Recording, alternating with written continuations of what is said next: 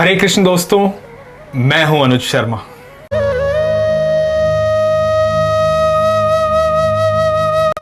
हम ठाकुर जी के बारे में तो इतनी बातें कर सकते हैं कि ये जीवन कम पड़ जाएगा। बिल्कुल है ना। बहुत कम ऐसा होता है कि ठाकुर जी के बारे में तो श्रीमद् भगवद गीता है, ठाकुर जी के बारे में और बहुत सारी लीलाएं हैं, बहुत सारी चर्चा है जी। मैं अपनी बहन के बारे में बात करना चाहता हूँ आपसे, राधा रानी के बारे में। उनके बारे में कुछ बताइए आप। तो अक्सर लोग श्रीमती राधा रानी और भगवान कृष्ण को एक साधारण व्यक्ति समझ बैठते हैं, और वैसे मुझे भी बोलने में ये शर्म लगती है, लेकिन लोगों को बताना ज़रूरी है।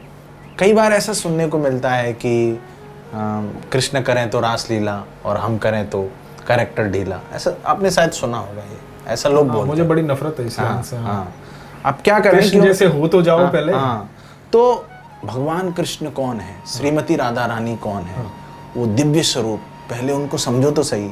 श्रीमद् भागवत में 12 स्कंद हैं, उसमें 9 स्कंद में भगवान की सृष्टि लीला का वर्णन है जी, कि भगवान ने ये सृष्टि कैसे बनाई। वो बड़े बड़े साइंटिस्ट भी नहीं समझ सकते उसको, इतना अच्छे से डिटेल में बताया गया है जी। तो भगवान कृष्ण कौन है पहले ये जानो, श्रीमती राधा रानी कौन है पहले ये जानो, उसके बाद आप जानो कि उनकी लीलाएं क्या हैं। भगवान की जो लीलाएं वो दिव्य हैं। भगवान कृष्ण गीता में बोल रहे हैं, जन्म कर्म च मे दिव्यम एवं यो वेत्ति तत्वतः त्यक्त्वा देहम पुनर्जन्म नेति मामेति सो अर्जुन। जो मेरा जन्म है, मेरा जो कर्म है, वो सब दिव्य है। इसको जो जान लेता है उसको फिर से इस दुनिया में जन्म लेने की जरूरत नहीं है। तो श्रीमती राधा रानी भगवान श्री कृष्ण की आह्लादनी शक्ति है। भगवान कृष्ण जब आनंद की चेष्टा करते हैं, मुझे आनंद चाहिए, तो वो उनकी ही शक्ति उनसे विस्तारित होती है, और उस शक्ति का एक व्यक्तित्व रूप दे दिया जाए तो वो श्रीमती राधा रानी है। जो उनकी प्रेममयी आनंदमयी शक्ति है श्रीमती राधा रानी। और श्रीमती राधा रानी भगवान कृष्ण की टॉप मोस्ट डिवोटी है, सबसे उच्च कोटि की भक्त हैं वो। और उनका जो जन्म है वो भी साधारण जन्म नहीं था। राजा वृषभानु सुबह सुबह जग के यमुना ने स्नान के लिए जाते हैं, और स्नान के बाद वो देखते हैं कि यमुना जी में एक गोल्डन लोटस, एक दिव्य कमल पुष्प नजर आ रहा है उनको। और जब उसकी तरफ जाते हैं तो देखते हैं उस पुष्प के बीच में एक छोटी सी बालिका लेटी हुई है। तो उनको गोदी में लेते हैं, और कीर्तिदा और वृषभानु, इनके कोई संतान नहीं थी, तो बड़े प्रसन्न होते हैं। लेकिन ये जो बालिका है अपने नेत्र नहीं खोले अभी तक, तो उनको बड़ा दुख था कि ये नेत्र क्यों नहीं खोल रही हैं। तो एक दिन क्या होता है कि भगवान कृष्ण वहाँ पे खेलते खेलते नंद महाराज के आंगन से इस आंगन में आते हैं, और उस बालिका को वो स्पर्श करते हैं, और जैसे स्पर्श होता है वो अपने नेत्र खोलती हैं, और सबसे पहले भगवान कृष्ण को देखती हैं। ये बालिका कोई और नहीं, श्रीमती राधा रानी है। तो भगवान कृष्ण का जन्म हो या श्रीमती राधा रानी का जन्म हो, ये दिव्य है। और ये जो जन्म है ये रावल गांव में हुआ, गोकुल के रावल गांव में। अधिकतर लोग बरसाने वाली राधा बोलते हैं, बरसाने तो राधा रानी बाद में गई, उनका जन्म रावल में हुआ। ऐसी श्रीमती राधा रानी की ऐसी कई दिव्य कथाएं हैं जिनसे हम समझ सकते हैं। श्रीला रघुनाथ दास गोस्वामी राधा कुंड पर कड़ी धूप में ऐसे जप करते थे भगवान के नाम का, और वो देखते हैं कि सनातन गोस्वामी देखते हैं एक छोटी सी बालिका अपने पल्लू से उनको छाया कर रही है। तो सनातन गोस्वामी रघुनाथ दास गोस्वामी से बोलते हैं, तुम्हें पता नहीं कि स्वयं राधा रानी आपकी छाया कर रही हैं, स्वयं राधा रानी से सेवा ले रहे हो तुम। तब उन्होंने अपनी एक कुटिया बनाई, और वहाँ पर फिर उन्होंने क्षमा याचना की राधा रानी से। ऐसे और भी मतलब लीलाएं हैं कि एक और मैं आपको सुनाना चाहूँगा। श्रीला रूप गोस्वामी, आपने नाम सुना होगा। भक्ति का विज्ञान क्या है, भक्ति के विज्ञान की रचना की भक्ति रसामृत सिंधु में। वो टेर कदम में रहते थे, जंगल था, और वहाँ पर वो ग्रंथों का रचना करते थे। एक दिन सनातन गोस्वामी, उनके भ्राता, उनसे मिलने की चेष्टा करते हैं, उधर आ रहे हैं। तो अब वो सोच रहे हैं मेरे उनकी खातिरदारी कैसे करूं, कुछ यहाँ पर जंगल में तो कुछ मिलता भी नहीं है। तो बस ऐसे ही वो विचार कर रहे थे कि एक छोटी सी बालिका आती हैं और बाबा बाबा ये ले लो, ये आटा है, ये सब्जी है, ये खीर है, सब उनको दे के चले जाती हैं। और वहाँ पर वो सुंदर पकवान बनाते हैं, भगवान को भोग लगाते हैं। और जब सनातन गोस्वामी आते हैं तो वो प्रसाद उनको अर्पित करते हैं। तो सनातन गोस्वामी बोलते हैं कि इस जंगल में तुम इतना स्वादिष्ट प्रसाद मुझे कैसे अर्पित कर पा रहे हो? तो बोलते हैं कि इस छोटी सी बालिका आई और उसने मुझे ये सब प्रदान किया। तो सनातन गोस्वामी तुम समझ गए, अरे हमें तो राधा रानी की सेवा करनी है, आप उनसे सेवा ले रहे हो। तो ब्रज में बोलते हैं कि हमारी तो ठकुरानी है, वो सबका ध्यान रखेगी, कोई भूखा नहीं जाएगा, सबका जगत माता है, जगत पिता कृष्ण है, जगत माता श्रीमती राधा रानी है। तो राधा रानी कोई साधारण स्त्री नहीं, बल्कि भगवान कृष्ण की प्रेममयी आलादनी शक्ति। कौन है राधा रानी? बिना राधा रानी की कृपा से हम पा नहीं सकते श्री कृष्ण की भक्ति। राधा रानी को लगाते हैं जब हम भोग, राधा रानी को लगाते हैं भोग, और ये भोग दिव्य, ये समझ नहीं पाते इस भौतिक जगत के लोग।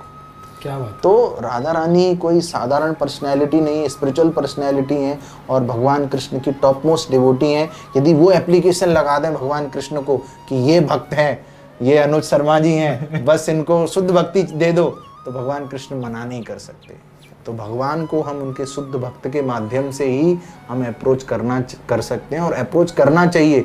अर्जुन को भगवान कृष्ण बोलते हैं कि अर्जुन, यदि कोई कहे कि मैं भगवान कृष्ण का भक्त हूं तो वो मेरा भक्त नहीं है। यदि कोई कहे कि मैं भगवान कृष्ण के भक्त का भक्त हूं, मैं वो मेरा भक्त है। क्या बात है। तो भगवान कृष्ण का भक्त बनने के लिए पहले उनके शुद्ध भक्त का भक्त बनना पड़ेगा। गीता में लिखा है कि तद विद्धि प्रणिपातेन परिप्रश्नेन सेवया उपदेक्षन्ति ते ज्ञानम ज्ञानी न तत्वदर्शन। पहले हमें जो तत्वदर्शी है, जिसने तत्व को देखा है, उसकी शरण लेनी होगी। तद विद्धि प्रणिपातेन, उसको प्रणिपात करना पड़ेगा, सरेंडर करना होगा। परिप्रश्नेन, और उनसे प्रश्न करने होंगे तत्व को जानने के लिए। सेवया, उनकी सेवा करनी होगी। जब सेवा करते हैं तब जाके वो ज्ञान का प्रभाव होता है, दिव्य ज्ञान को हमारे हृदय में गुरु प्रकाशित करते हैं। तो शुद्ध भक्त की शरण बहुत जरूरी है। जो टॉप मोस्ट डिवोटी हैं वो श्रीमती राधा रानी है। क्या बात है, क्या बात है।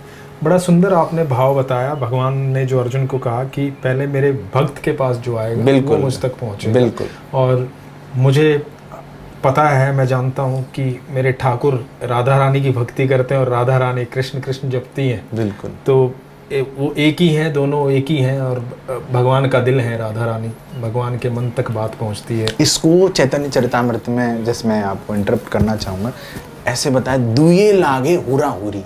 बंगाली में एक कृष्णदास कविराज गोस्वामी ने, मतलब श्रीमती राधा रानी भगवान कृष्ण की सेवा कर रही हैं और भगवान कृष्ण अपने भक्त की सेवा करना चाहते हैं।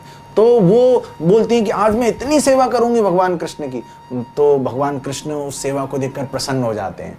तो भगवान कृष्ण जब प्रसन्न हो जाते हैं तो श्रीमती राधा रानी और प्रसन्न हो जाती हैं। तो भगवान कृष्ण और ज्यादा प्रसन्न हो जाते हैं, फिर वो और प्रसन्न हो जाते हैं। तो भक्त भगवान की सेवा करना चाहते हैं, भगवान भक्त की सेवा करना चाहते हैं। इसी को बोला दुए लागे हुरा हुरी, होड़ मची हुई है। भगवान भक्त की सेवा करना चाहते हैं, भक्त भगवान की सेवा करना चाहते हैं। लोग बोलते हैं क्या तुम दास दास दास बनना चाहते हैं? अरे मास्टर बनो, भगवान के क्यों दास बनना चाहते हो? मास्टर बनो इस दुनिया में। उनको पता नहीं ये जो दास है वो किसी कंपनी में बॉस वाले बॉस नहीं, भगवान के ऑर्डर चलाएंगे। भगवान की कोई सेवा करता है तो भगवान, हमारे एक सीनियर वैष्णव हैं इस ग्रेस अनंत शेष प्रभु, वो बोलते हैं, बताते हैं कि दास दासानु दासा, दास के भी दास, कृष्ण के दास के भी दास के भी दास के भी दास के भी दास बनो, और उस अंतिम वाले दास का जाके कृष्ण दास बन जाते हैं। हो। तो ये भगवान का वो है, हम भक्त के प्रति फीलिंग्स हैं। तो भगवान की जो दास बनना एक कोई साधारण उपाधि नहीं है, इस जीवन में सबसे बड़ा सौभाग्य है भगवान का दास बनना। क्या बात है। मैं एक बड़ी सुंदर आपको लीला प्लीज बताता हूँ प्लीज कि- प्लीज प्लीज। तो पुरी में एक भक्त हुए माधवदास, जी भगवान के अनन्य भक्त थे। जी जीवन भर भगवान की सेवा की थी उन्होंने। जी। भगवान के अलावा कोई था ही नहीं उनके पास। सारे रिश्ते भगवान में ही देखते थे। सब कुछ मेरे ईश्वर, मेरे ठाकुर हैं। हर रिश्ता, हर बातचीत, सब कुछ उन्हीं के भीतर था। अब क्योंकि शरीर की एक अवस्था होती है, शरीर वृद्ध होता जा रहा था, अब शरीर में क्षमता नहीं रही थी, बीमार पड़ गए, लूज मोशन लग गया, दस्त लग गए, हालात खराब हो गई, इतनी क्षमता नहीं थी कि ठाकुर जी की सेवा करे, ठाकुर जी को भोग लगाए, ठाकुर जी से वार्तालाप करे, क्योंकि शरीर साथ नहीं दे रहा। आत्मा तो चाह रही है लेकिन शरीर साथ नहीं दे रहा। अब जब शरीर साथ नहीं दे रहा तो इतने सक्षम ही नहीं है कि ठाकुर जी की सेवा करें, उनको भोग लगाएं। तो इस बात का बड़ा पछतावा हो रहा है कि मैं मेरे ठाकुर को भोग नहीं लगा पा रहा, उनके लिए भोग नहीं बना पा रहा, मेरे ठाकुर की सेवा नहीं कर पा रहा। मन में बड़ा पछतावा हो रहा है। हालात ऐसे हो गई कि चारपाई पर लेट गए, उठने की भी क्षमता नहीं रही, और किसी से नहीं चाहते थे कि कोई आए, कोई मेरी सेवा करे, कोई कुछ करे, क्योंकि जो रिश्ता है, जो कुछ है, वो सिर्फ ठाकुर जी और कोई जीवन में है ही नहीं। तो ऐसा बताते हैं कि जब हालात ऐसे हो गए तो एक 10-12 साल का लड़का आया, घुंघराले बालों वाला, मोटी मोटी आंखों वाला, बड़ा सुंदर सांवला सा बच्चा, आकर के बोला, बाबा मैं सेवा करूंगा आपकी। क्या बात। तो माधवदास के पैर दबाने लगा। जैसे ही स्पर्श किया ना माधवदास को, अब माधवदास तो माधवदास है, जिसने सारी उम्र, सारी जिंदगी कृष्ण की सेवा की, और कृष्ण को कैसे नहीं पहचानेगा। उस स्पर्श मात्र से पहचान गया कि ये मेरे ठाकुर है। क्या बात है। तो एकदम उठ गया। जिस शरीर में बिल्कुल ऊर्जा नहीं थी, ऊर्जा आ गई। कि एक भक्त ऐसा कैसे महसूस करे कि भगवान उसके पैरों को स्पर्श कर रहे हैं, भगवान उसे स्पर्श कर रहे हैं, ऊर्जा का प्रवाह था वो। तो एकदम उठ गया, बोला, प्रभु ये पाप मत करवाओ मुझसे, ये मत करो, मुझे पता है आप ही हो। तो ठाकुर जी मुस्कुराए। ठाकुर जी बोले, पहचान गया तो मुझे? माधवदास बोले, हाँ प्रभु, आपको कैसे नहीं पहचानूं, आप ही तो हैं जो कुछ। बोले, तो मुझे सेवा करने दे। माधवदास ने कहा कि नहीं प्रभु, आप कैसी बात कर रहे हैं। ठाकुर जी ने कहा कि सारा जीवन तूने मेरी सेवा की है, अब जब तुझे सेवा की जरूरत है तो क्या मुझे तेरी सेवा नहीं करनी चाहिए? मैं भोजन बनाऊंगा तेरे लिए, मैं तेरे वस्त्र धोऊंगा, मैं तेरे शरीर को दबाऊंगा, उसको आराम दूंगा, तू चिंता मत कर, मैं आ गया हूं। माधवदास रोने लगा। माधवदास बोला, प्रभु ये कैसी लीला है आपकी, आप तो अनंत ब्रह्मांड के रचयिता हैं, स्वयं ईश्वर हैं, सारी सृष्टि आपके कहने से चलती है, आपकी इच्छा से चलती है, सब कुछ इस सृष्टि में आपकी इच्छा से होता है, तो आप ऐसा कष्ट क्यों ले रहे हैं? आप चाहें तो मुझे ठीक भी तो कर सकते हैं, आप तो प्रभु हैं, मुझे स्वस्थ कर दीजिए। तो ठाकुर जी ने कहा कि माधव, ये तेरे प्रारब्ध हैं, तेरे कर्मों का फल है, मैं इस प्रारब्ध को खत्म नहीं कर सकता, क्योंकि ये फल तेरा है, पर तूने मुझे टोक दिया और तू मेरा अनन्य भक्त है, तो तेरे प्रारब्ध सिर्फ 15 दिन के रह गए। क्या बात। तो ये जो 15 दिन बाकी है ना, ये 15 दिन तेरे प्रारब्ध मैं काट लूंगा, बिल्कुल, तू बैकुंठ धाम चला जा। क्या बात है।